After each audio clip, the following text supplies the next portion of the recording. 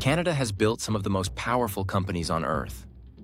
But some of those companies, giants that employed hundreds of thousands of Canadians, didn't just fail. They collapsed completely. This is the story of Canada's biggest business disasters and the decisions that destroyed them. We're talking about a tech company that was once the 9th most valuable on the entire planet. A department store that defined Canadian life for 130 years. And a retail giant that burned $7 billion in less than 2 years. In 1895, in a small manufacturing plant in Montreal, a company called Northern Electric was born to make telephone equipment for Bell Canada. For nearly a century, it quietly grew. By the late 1990s, it had become Nortel Networks. And it was on fire. The dot-com boom was turning tech companies into gods. At its peak in the year 2000, Nortel's market cap hit $366 billion. It represented more than a third of the entire value of the Toronto Stock Exchange. 1 in 5 engineering graduates in Canada was hired by Nortel. In Ottawa alone, 75,000 people worked in companies connected to it. But Nortel's leadership made a fatal mistake. Instead of building, they started buying, spending $19.7 billion on acquisitions in the year 2000 alone. They bought companies at the top of the bubble, paying inflated prices for assets that were about to become worthless. When the dot-com bubble burst, Nortel's revenues collapsed. Between 2000 and 2002, the company went from 95,000 employees to 35,000. Then came the scandal. Executives were caught manipulating financial statements to trigger personal bonuses.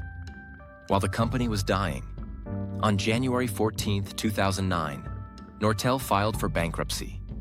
Canada's greatest tech company was gone.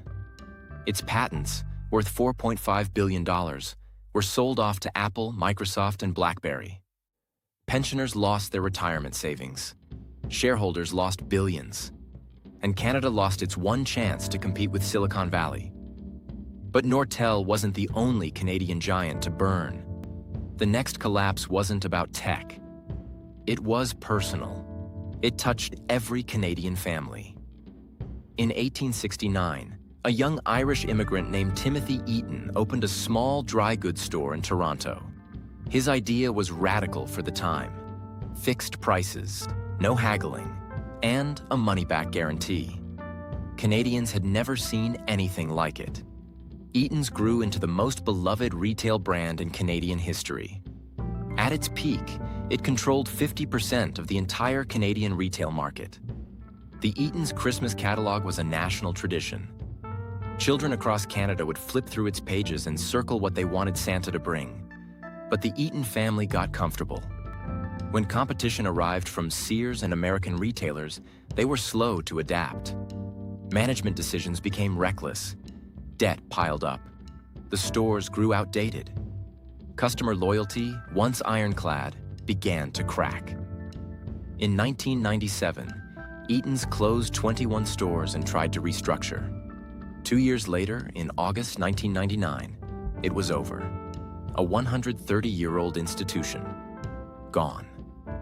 13,000 Canadians suddenly without jobs. The family that built the company watched it all disappear. 2 failures down, but the last one on this list might be the most shocking. Because this company had billions of dollars, decades of experience, and still managed to destroy it all in less than 2 years. Target was America's second largest retailer, $70 billion. Decades of success. And Canadians were already fans. Millions of them drove across the border just to shop there. In 2011, Target announced it was coming to Canada. The country went wild. This was supposed to be the biggest retail success story in Canadian history. But Target made one catastrophic decision.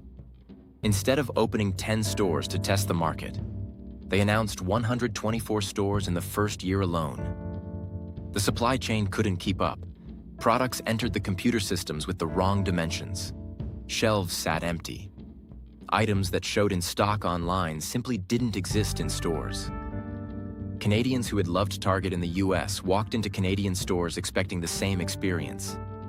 Instead, they found empty shelves and prices 30% higher. The reviews were devastating. Social media turned on Target Canada almost immediately, and the losses piled up. 1 billion, then 2 billion, then more.